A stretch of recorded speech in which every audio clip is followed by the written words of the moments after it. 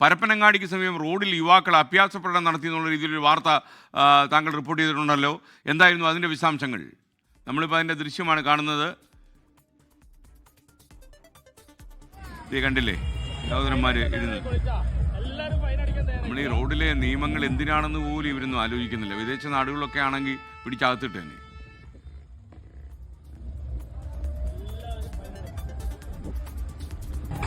പറയൂ സമീർ.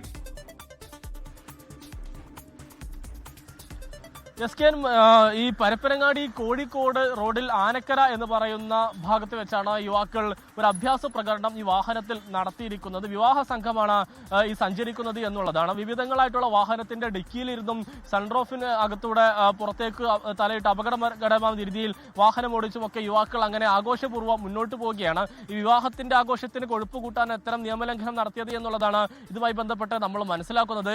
ഈ മറ്റൊരു വാഹനത്തിൽ യാത്ര ചെയ്ത പരപ്പനങ്ങാടി സ്വദേശിയാണ് ഈ ദൃശ്യങ്ങൾ പകർത്തുകയും ചെയ്തിരിക്കുന്നത്. ഇതുമായി ബന്ധപ്പെട്ട യുവാവ് നിലവിൽ പരപ്പനങ്ങാടി പോലീസിന് ഒരു പരാതി നൽകിയിരിക്കുകയാണ്. യുവാക്കൾ ഇത്തരത്തിൽ അപകടകരമായ വിധം യാത്ര ചെയ്ത നാട്ടുകാരൊക്കെ തന്നെ വിലക്കുകയും ദൃശ്യങ്ങൾ പകർത്തിയ യുവാവ് വിലക്കാൻ ശ്രമിക്കുകയും ചെയ്തിരുന്നെങ്കിലും അത് മുഖവിലക്കെടുക്കാതെ ഇത്തരം അപകട യാത്രയും സാഹസിക യാത്രയുമായി ഇവർ മുന്നോട്ട് പോവുകയായിരുന്നു. ഇത്തരക്കാർ ഇത്തരം യാത്ര നടത്തുന്നത് അവർക്ക് മാത്രമല്ല അപകടം ഉണ്ടാക്കാൻ സാധ്യത, മറിച്ച് അതിലൂടെ വളരെ നല്ല രീതിയിൽ വാഹനം ഓടിക്കുന്ന ആളുകൾക്ക് പോലും ഇത്തരം അപകട യാത്രകൾ വലിയ പ്രതിസന്ധി ഉണ്ടാക്കുന്ന ഒരു കാര്യം തന്നെയാണ്. വിഷയത്തിൽ ശക്തമായ നടപടി ആവശ്യപ്പെട്ടുകൊണ്ടാണ് ഈ പരപ്പനങ്ങാടി സ്വദേശിയായിരിക്കുന്ന യുവാവ് പോലീസിൽ പരാതിയും ഇപ്പോൾ നൽകിയിരിക്കുന്നത്.